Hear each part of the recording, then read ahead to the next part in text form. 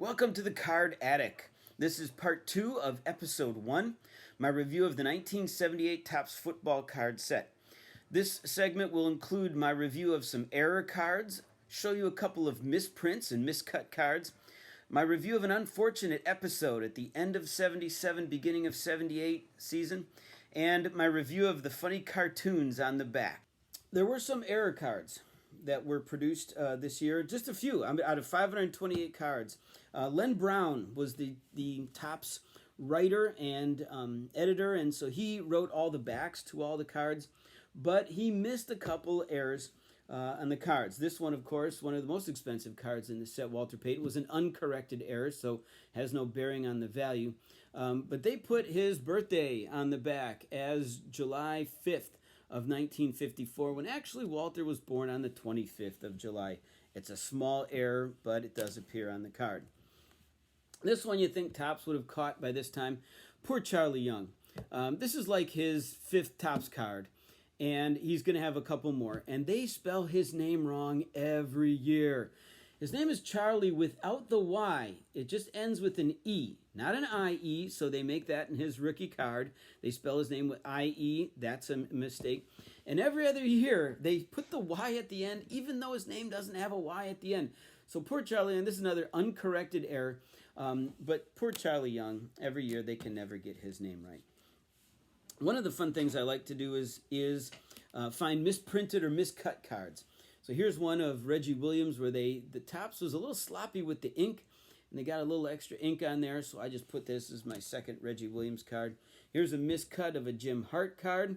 You can see barely the little blue line at the bottom. This one's even more miscut, my Pat Tilley card. You can see Jan Stenerud's name at the bottom. It's so miscut you can't even see the number of the card on the back of Pat Tilley's.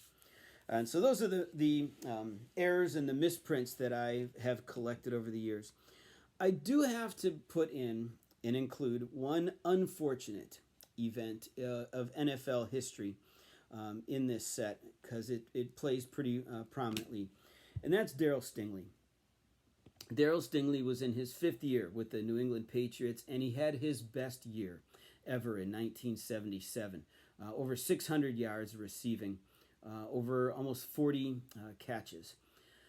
But as Darryl Stingley was heading into his 6th year, and hopefully one of the best, during a preseason game in 1978, he ran across the middle and came into contact with Jack Tatum.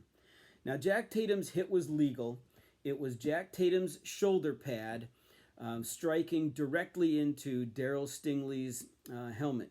And so if it would have happened in the 2020s, Jack would have probably been fined. He would have been flagged for a flagrant foul. Now, he didn't do anything illegal, but Darryl was defenseless. He had reached for a ball, and he was not even looking at Jack coming across the middle. Jack struck him on the head. It pinched the 4th and 5th vertebrae of Darryl Stingley, rendering him unconscious. He did later gain consciousness, but he was a quadriplegic from then on. Interestingly enough, the person that came and visited Darryl mostly in the hospital was the Raiders head coach John Madden, and he was the one most sympathetic and actually struck up a friendship with Darryl later on in life. Jack, although was apologetic, saying, "Hey, sorry, man," but he never really smoothed things out. Later, both men wrote autobiographies and included this event. And it was at that time, much later, when Jack reached out to Darryl and said, "Hey, do we want to try to work?" But Darryl felt too little, too late, and you're just trying to sell books. So the two never did reconcile, although Darryl has, in his own heart, forgiven Jack for that incident. That was an unfortunate event in NFL history. All right, on the backs of each card. Again, Len Brown was the writer for Topps at this time, so each card back includes some detailed information about the person, their stats, and maybe a little blurb if there's room. But Len Brown and his team made little cartoons for every player that would give a little more information. Back then, the NFL was trying to get its players a little more, or getting its fans a little more familiar with each player, which is why many of the cards feature players with their helmets off and just poses in preseason games or before practice, before games. And so you'll see very few action cards in this 1978 Topps set, and players with their helmets off. Because again, back then, it was only ABC, NBC, and CBS.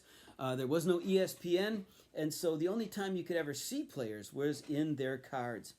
And they try to include extra information in these little cartoons. Most of the cartoons are going to include highlights of their career. So high school facts, college facts, maybe some team leading facts about them. And also, this is 1978, so the NFL didn't work like it does today in the modern era, where it's a full-time job. And so many players who were given thousands of dollars in their salary, not millions, thousands of dollars, would have to supplement in the off-season. And so many of the cartoons include what the players would do as part-time workers, or they would invest in businesses and companies. And so I grabbed a few that I thought would be interesting. Tom Blanchard is a teacher in the off-season during that. John Sanders actually is a world history teacher during the second semester in the off-season. And Charlie Smith also is a substitute teacher. I have a great heart for teachers, and so I wanted to include those three players and the great work they did for the education of our children. This one here, Wayman Bryant of the Chicago Bears, it says he is superstitious about wearing his knit cap during games underneath his helmet. And look at that! They have him actually filmed with the knit cap. Way to go, Wayman. No superstition for that game. Willie Buchanan of the Green Bay Packers was Mr. Style. Look at this.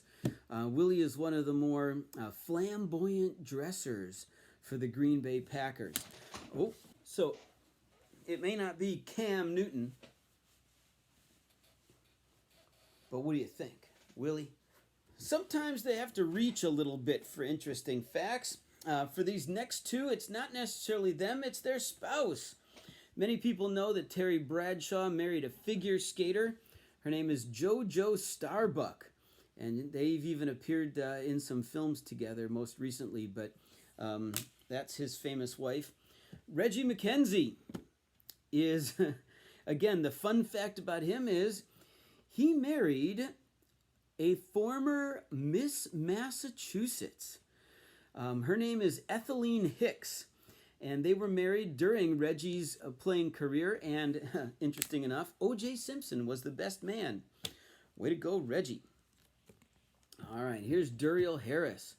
Duriel Harris, they have one of his hobbies on the back. Like many of us old-timers, Duriel Harris played the old electric football game. All right, here we have the old Steelers versus the Rams from the Super Bowl in the future, 1979. But here it looks like the Rams are losing 10-21, and the Steelers have the ball. Let's go.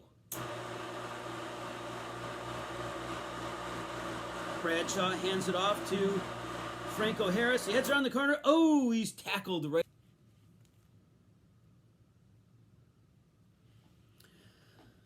For some of the players, it was obviously difficult for Len Brown and the Topps company to find an interesting fact about somebody. Ralph Peretta, the center for the San Diego Chargers, not a very interesting guy. As a matter of fact, we had to go to his uncle. I mean, that's like, come on, Ralph. My sister's uncle's neighbor has something interesting. His uncle was a former professional golfer, but yeah, Ralph, not a very interesting guy, obviously. Poor Mike Hartenstein for the Bears. Now, you can see Mike is not exactly happy. Well, I wouldn't be happy too if this was the fun fact. This is Mike's third year with the Chicago Bears, and the fun fact about him is that The Bears have asked him to gain 30 pounds in the last 3 years. And that's the most interesting thing there is about Mike. Jim Braxton. Many of the cartoons include some of their hobbies and things they enjoy doing in their off time. Like me, Jim Braxton is a coin collector, one of his hobbies. Hey, look, Jim. This is a 1996 quarter from the future. You think you could use that back in 1978? This concludes part 2 of episode 1, my review of the 1978 Topps Football Card Set. This segment included error cards, misprints, and the funny cartoons on the back. If you enjoyed any of these segments, please write your comments below. Thank you for visiting the Card Attic, and parts 3 through 5 will be coming soon.